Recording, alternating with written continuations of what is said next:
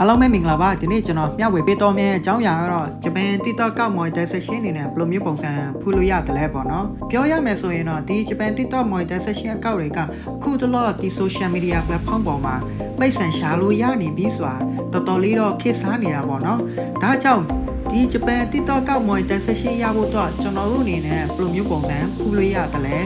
နောက်တစ်ခုကျတော့ဒီဂျပန် TikTok ကောက် monetization အကောင့်တွေကလည်းမြန်မာနိုင်ငံမှာနေထိုင်ပြီးတော့ကျွန်တော်တို့ဘက်ကဖွင့်လို့ရပါတယ်ဒါပေမဲ့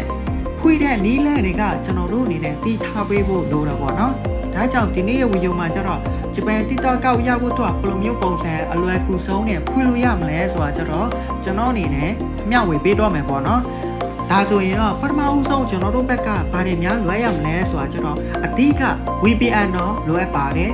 VPN ရှိမှဒါကျွန်တော်တို့ဘက်ကဂျပန် TikTok ကောက်ဖွင့်လို့အဆင်ပြေမှာ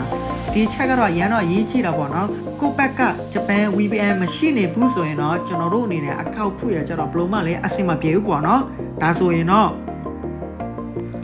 VPN ကတော့ဘယ် VPN ကအဆင်ပြေဆုံးဖြစ်တယ်လဲဆိုတာကြတော့လက်ရှိကျွန်တော်တို့ဒီ Not VPN တော့ဝယ်သုံးထားတယ်ပေါ့နော် Not ကလည်းအဆင်ပြေပါတယ်ဒါပေမဲ့လက်ရှိချိန်မှာကျတော့ဒီ Not ကတော့မြန်မာနိုင်ငံမှာတောင်းလို့မရနေတော့ဘူးပေါ့နော်ဒါဆိုရင်တော့ကျွန်တော်တို့ဘက်ကဒီ free VPN တွေကိုတောင်းလို့ရပါတယ်သူ့ရဲ့နာမည်ကဘာလဲဆိုတော့ကျတော့ဒီ Champion VPN လို့ပဲခေါ်တယ်ပေါ့နော်ဒီမှာရုပ်ဆုံးကျွန်တော်တို့ဘက်ကတော့ဒီ install အနေနဲ့လုပ်ပေးရမယ်ပေါ့နော် install လုပ်ခဲ့ပြီးဆိုရင်တော့ open ကိုနှိပ်လိုက်ပါအလောက်ကိုနှိပ်လိုက်ပါမယ်ပြီးရင်တော့ကျွန်တော်တို့ဘက်ကအကောက်ဖွင့်ပေးဖို့လိုတော့ပေါ့နော်ဒါဆိုရင်တော့ဒီ Gaster နေရာကိုကျွန်တော်တို့ဘက်ကတော့ဒီနှိပ်လိုက်ပါမယ် Gaster ကိုနှိပ်လိုက်ပြီးဆိုရင်တော့ကျွန်တော်တို့ဘက်ကတော့လက်ရှိဖောင်ထဲကနေတော့ဓာတ်ရိုက်မကြွမ်းရသေးဘူးပေါ့နော်ဒါကြောင့်ကျွန်တော်တို့ဘက်ကတော့အကောက်ဖွင့်ပေးဖို့လိုပါတယ်အကောက်ဘယ်လိုမျိုးပုံစံဖွင့်ရမလဲဆိုတာကျတော့ကျွန်တော်တို့ဘက်ကတော့အဆက်30နေရာကိုနှိပ်လိုက်ပါမယ်ပြီးရင်တော့ Grey account နေရာကျွန်တော်တို့ဘက်ကတော့နှိပ်ပေးရမယ်ပေါ့ပြီးရင်တော့ကိုသုံးနေတဲ့ Gmail account ကိုထည့်ပေးရပါမယ်ကိုယ့်ရဲ့ Gmail ထည့်ပြီးဆိုရင်တော့ကျွန်တော်တို့ဘက်ကနိုင်ကိုထည့်ပြီးတော့နှိပ်ပေးရပါမယ်နိုင်ကိုနှိပ်လိုက်ပြီးဆိုရင်တော့ကျွန်တော်တို့ဘက်ကတော့ကောက်တော့တွားပြီးတော့ယူရမယ်ပေါ့နော်ဒီမှာဒီကောက်ရှစ်ခုโอเคပြီးရင်တော့ကျွန်တော်တို့ရဲ့ဒီ passport အနေနဲ့ဒီထည့်ပေးရမယ်ပေါ့နော်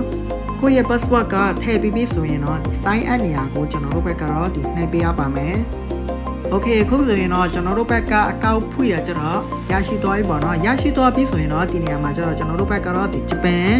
region နေနဲ့ရွေးပေးရမယ်ပေါ့နော်ဒီမှာဂျပန်တိုကျို1โอเคဒါဆိုရင်တော့ကျွန်တော်တို့ဘက်ကတော့VPN ချက်ရကြတော့ရရှိသွားပြီပေါ့နော်ရရှိသွားပြီဆိုရင်တော့ကျွန်တော်တို့ဘက်ကဒီ upload mail ကိုတွားပြီးတော့ဖွင့်ပေးရပါမယ် upload mail တွေကတော့ဘယ်လိုမျိုးပုံစံဖွင့်ရမလဲဆိုတာကျတော့အဓိကကျွန်တော်တို့အနေနဲ့ဒီ browser ထဲမှာဝင်ပြီးတော့ဖွင့်ပေးရမယ်ပေါ့နော်လက်ရှိကျွန်တော်တို့ဒီ Chrome browser ထဲနေဖွင့်ပြပေးမှာပေါ့နော်ပြီးရင်တော့ကျွန်တော်တို့ဘက်ကဒီနေရာမှာ outlook.com လေးဆိုပြီးတော့ရိုက်ထည့်လိုက်ပေါ့နော်โอเคပြီးရင်တော့ကျွန်တော်တို့အနေနဲ့ဒီ grade 1ကိုရွေးပေးရပါမယ် can you okay ပြီးရင်တော့ကိုလိုချင်တဲ့ Gmail ကောက်နိုင်မယ်ကိုရိုက်ထည့်လိုက်ပေါ့နော်လက်ရှိကျွန်တော်တို့ဒီလိုပုံစံနဲ့လိုက်ပါမယ်ပြီးရင်တော့ကျွန်တော်တို့ဘက်ကဒီ night ကိုထည့်ပြီးတော့နှိပ်ပေးရပါမယ် night ကိုနှိပ်လိုက်ပြီးဆိုရင်တော့နောက်ထပ်ဒီ passport အနေနဲ့ထည့်ပြီးတော့ထည့်ပေးရမယ်ပေါ့နော်ပြီးရင်တော့ night ကိုထည့်ပြီးတော့နှိပ်လိုက်ပါမယ်ပြီးရင်တော့ဒီနေရာမှာကျွန်တော်တို့ရဲ့နာမည်တော့ဒီထည့်ပြီးတော့ဒီထည့်ပေးရမယ်ပေါ့နော်โอเคကိုယ့်ရဲ့နာမည်ကထည့်ပြီးဆိုရင်တော့ကျွန်တော်တို့ဘက်ကဒီ night ကိုထည့်ပြီးတော့နှိပ်ပေးရပါမယ် night ကိုနှိပ်လိုက်ပြီးဆိုရင်တော့လက်ရှိဒီ country region ကတော့ဂျပန်ဖြစ်နေပြီပေါ့နော်ဒါဆိုရင်တော့ကျွန်တော်တို့ဘက်ကကိုယ့်ရဲ့မွေးနေ့တက္ကရာကိုထည့်ပြီးတော့ဒီထည့်ပေးရမယ်ပေါ့နော်ပြီးရင်တော့ night ကိုထည့်ပြီးတော့နှိပ်ပေးရပါမယ် night ကိုနှိပ်လိုက်ပြီးဆိုရင်တော့ကျွန်တော်တို့ဘက်ကခဏလေးစောက်လိုက်ပါမယ်ပြီးရင်တော့ကျွန်တော်တို့ဘက်ကဒီ night ကိုထည့်ပြီးတော့နှိပ်ပေးရပါမယ် night ကိုနှိပ်လိုက်ပြီးဆိုရင်တော့လက်ရှိဒီနေရာမှာကျတော့သူကတော့ပြေးရွှေ့ခိုင်းထားတယ်ပေါ့နော်ဒီမှာလက်ရှိဒီဟာကိုကျွန်တော်တို့ဘက်ကသူလက်ညွန်ပြပေးထားတဲ့ပုံစံတိုင်းပဲရွှေ့ပေးရမယ်ပေါ့နော်โอเคဒီမှာတောင်းချိန်နေနဲ့သူပေးလောက်ခိုင်းတာပေါ့နော်ဒီခေါင်းဆိုရင်တော့ဒီဘက်မှာရွှေ့ပေးရပါမယ်โอเคအင်္ဂါတော့ဒီရုံးဆောင်ဒီအင်္ဂါတော့ဒီမှာပေါ်တက်ပဲโอเคစနစ်ကိုနှိပ်လိုက်ပါဒါဆိုရင်တော့ဒီ complete အနေနဲ့ဖြစ်သွားပြီပေါ့နော်ရရှိတော့ပါပြီ ကျွန်တော်တို့ဘက်ကခဏလေးစောက်လိုက်ပါမယ်အခုဆိုရင်ကျွန်တော်တို့ဘက်က upload မဲဖွရကြတော့ရရှိသွားပြီပေါ့နော်ရရှိသွားပြီဆိုရင်တော့နောက်ထပ်ကျွန်တော်တို့ဘက်ကဘာတွေများထပ်ပြီးတော့လုပ်ပေးရမလဲဆိုတာကျတော့ TikTok ကောင်းနေနဲ့စပြီးတော့ဒီဖွပေးလို့ရပြီပေါ့နော် TikTok ကောက်ဖွတဲ့ခါကျရင်လည်းဒီ browser ထဲမှာပဲဖွပေါ့နော်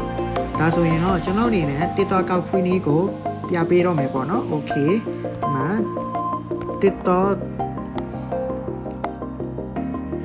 login ဆိုပြီးတော့ရိုက်ထည့်ပေးရမယ်ပေါ့နော်ပြီးရင်တော့ဒီပေါ်ဆောင်ဟာပဲကျွန်တော်တို့ဘက်ကရွေးပေးရပါမယ်ပြီးရင်တော့ကျွန်တော်တို့ဘက်ကဒီ sign up နေရာကိုနှိပ်ပေးရမယ်ပေါ့နော်ဒါဆိုရင်တော့လက်ရှိသူပေးထားကြတော့ you phone or email ပေါ့နော်ကျွန်တော်တို့ဘက်ကဒီပေါ်ဆောင်ဟာကိုပဲရွေးပေးရမယ်ပေါ့နော်ပြီးရင်တော့ကိုယ့်ရဲ့မွေးနေ့တက္ကရာကိုထည့်ပြီးတော့ဒီထည့်ပေးရမယ်ပေါ့နော်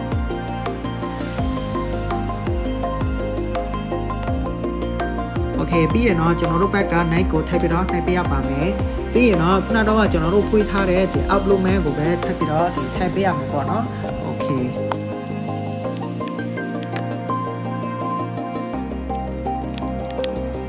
ပြီးရင်ကျွန်တော်တို့ဘက်ကဒီ night ကိုထပ်ပြီးတော့နှိပ်ပေးရမယ်ပေါ့နော် night ကိုနှိပ်လိုက်ပြီးဆိုရင်တော့ကျွန်တော်တို့ရဲ့ဒီ password အနေနဲ့ထပ်ပြီးတော့ဒီထည့်ပေးရမယ်ပေါ့နော်ပြီးရင်တော့ကျွန်တော်တို့ဘက်က sign up ကိုထည့်ပြီးတော့နှိပ်ပေးရပါမယ်ပြီးရင်ဒီနေရာမှာကျွန်တော်တို့ဘက်ကဒီမြင်းကိုနေရာမှန်တော့ဒီထားပေးရမယ်ပေါ့နော်ဒါဆိုရင်တော့ဒီလိုမျိုးပုံစံမရဘူးပေါ့နော်ဒါမျိုးမှန်အောင်တော့ထားပေးရပါမယ်ပြီးရင်တော့ကျွန်တော်တို့ဘက်ကကုတ်အနေနဲ့ထပ်ပြီးတော့တွားယူပေးရမယ်ပေါ့နော်ဒီမှာကုတ်တော့ဒီမှာ job mail email နေရာကျွန်တော်တို့ဘက်ကနှိပ်ပေးရင်တော့ဒီမှာကောက်ကျွန်တော်တို့ဘက်ကထည့်ပြီးတော့ထည့်ပေးရမှာပေါ့နော်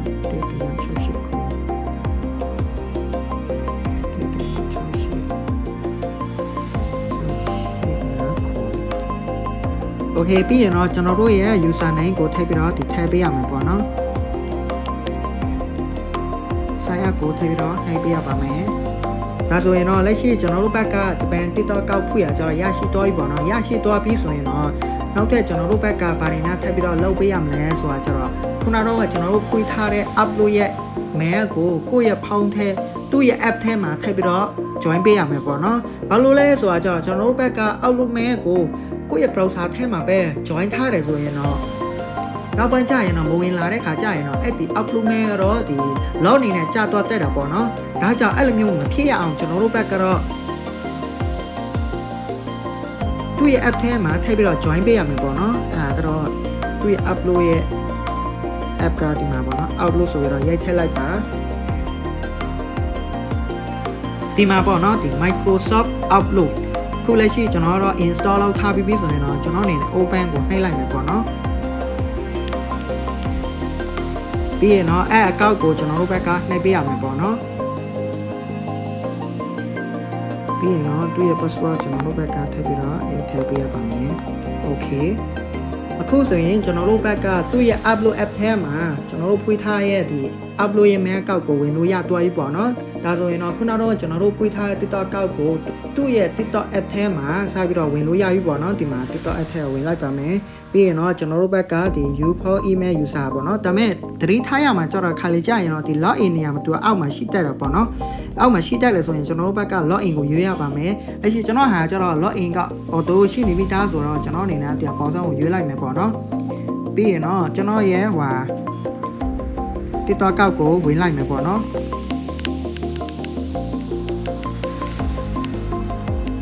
continue ပြီးရင်တော့ကျွန်တော်တို့ဘက်က verify your email ပေါ့နော်ဒီအောက်မှာကျတော့ password နဲ့ဝင်ချင်တယ်ဆိုရင်လည်းရတာပဲဒါပေမဲ့ကျွန်တော်ကတော့ကောက်နဲ့ပဲဝင်လိုက်မယ်ပေါ့နော်ကောက်ကတော့ဒီ Outlook app ထဲမှာသူပို့ပေးထားရှိပါတယ်ဒီမှာပေါ့နော်6488နှစ်တောင်း6488နှစ်တောင်းဒါဆိုရင်တော့ခုလက်ရှိကျွန်တော်တို့ဘက်ကဂျပန် TikTok ကောက်ဖွရကြတော့အောင်မြင်သွားပြီပေါ့နော်အောင်မြင်သွားပြီဆိုရင်တော့ဒီကောက်ကတော့ဂျပန် TikTok ကောက်ဖြစ်သလားမဖြစ်ဘူးလားဆိုတာကျတော့ရုံးဆုံးကျွန်တော်တို့ဘက်ကစိတ်ကြည့်လိုက်မယ်ပေါ့နော်ဒီမှာ73ဆက်နေရကျွန်တော်တို့ဘက်ကနှိပ်ပေးရပါမယ်ပြီးရင်တော့ဒီ setting and privacy နေရကျွန်တော်တို့ဘက်ကနှိပ်ပေးရပါမယ်ပြီးရင်တော့ account နေရကျွန်တော်တို့ဘက်ကထည့်ပေးတာနှိပ်ပေးရပါမယ်ပြီးရင်တော့ user information ထည့်ပြီးတော့နှိပ်ပေးရမယ်ပေါ့နော်ဒီမှာဂျပန် TikTok ကောက်နေဖြည့်ပြီးပေါ့နော် နောက်ခုကျတော့ဒီနေရာမှာကျွန်တော်တို့ဘက်ကဒီမြန်မာဖုန်းနံပါတ်ဖြစ်ပေါ့နော်ထိုင်းဖုန်းနံပါတ်ဖြစ်ကျွန်တော်တို့ဘက်ကတော့ဒီထည့်ထားပေးလို့ရပါတယ်အဲ့ဟာကတော့မဖြစ်မနေထည့်ပေးရပါမယ်ထည့်ထားပေးမှဒါအဆင်ပြေမှာတကယ်လို့ပေါ့နော်ကျွန်တော်တို့ရဲ့ဒီ upload mail တွေကလောက်ကျတော့တဲ့ခါကျရင်လေကျွန်တော်တို့အကောက်တွေကပြင်ပြီးတော့ဝင်ချင်တယ်ဆိုရင်တော့ဖုန်းနံပါတ်နဲ့ခံထားတယ်ဆိုရင်တော့ကျွန်တော်တို့ဘက်ကလည်းအဲ့ဒီဖုန်းနံပါတ်ကောက်နေပဲတခါတည်းပဲဝင်လို့ရတယ်ပေါ့နော်ဒါကြောင့်ကြိုးပြီးတော့ပြင်ဆင်ထားလိုက်တာအကောင်းဆုံးပါပဲဒီနေရာမှာကျတော့မြန်မာဖုန်းနံပါတ်နဲ့ခံမယ်ဆိုရင်တော့ဘာပြဿနာမှလည်းမရှိပါဘူးထိုင်းဖုန်းနံပါတ်နဲ့ခံချင်တယ်ဆိုရင်လည်းရတယ်ပဲပေါ့နော်ဒါတော့နောက်မှကျွန်တော်ခံလိုက်ပါမယ်နောက်ခုကျတော့ဒီကောက်ကတော့ဂျပန် TikTok ကောက် monetization အနေနဲ့ရသလားဆိုတော့ကျွန်တော်အနေနဲ့ထပ်ပြီးတော့ပြပေးမယ်ပေါ့နော်ဒီဆက်30နေရာကိုကျွန်တော်နှိပ်လိုက်ပါမယ်ပြီးရင်တော့ TikTok Studio နေရာကိုကျွန်တော်အနေနဲ့နှိပ်လိုက်ပါမယ်ပြီးရင်တော့ဒီမှာပေါ့နော်သူပေးထားကျတော့ဒီ Creator Reward Program နေရာကျွန်တော်နှိပ်လိုက်ပါမယ်ဒီမှာပေါ့နော်လက်ရှိသူပေါ်ပြပေးထားကျတော့ကိုယ့်ရဲ့ TikTok ကောက်ထဲမှာအသက်16နှစ်ထက်နေနဲ့ဖြစ်ရပါမယ်ပြီးရင်တော့ follower ကတော့အနည်းဆုံး1000အနေနဲ့ရှိထားရပါမယ်နံပါတ်3ကပါလဲဆိုတာကျတော့နောက်ဆုံးရက်30တော့တွေ့မှာကျွန်တော်တို့ဘက်က view တဲ့ရအောင်တော့လုပ်ပေးရမယ်ပေါ့နော်ဒီ3ချက်တွေကပြည့်စုံလာပြီဆိုရင်တော့ကျွန်တော်တို့ဘက်က monetization အနေနဲ့စပြီးတော့ရှောက်လို့ရပြီပေါ့နော်ဒါကြောင့်ဒီနေ့ဝီဒီယိုမှာကျတော့ဂျပန် TikTok ကဘယ်လိုမျိုးပုံစံဖူးလို့ရမလဲဆိုတာကျတော့ခုလက်ရှိကျွန်တော်ပြပေးထားတဲ့ဝီဒီယိုတိုင်းပဲဖူးကြည့်လိုက်ပေါ့နော်အားလုံးပဲအဆင်ပြေပါစေအားလုံးကိုပဲကျေးဇူးတင်ပါတယ်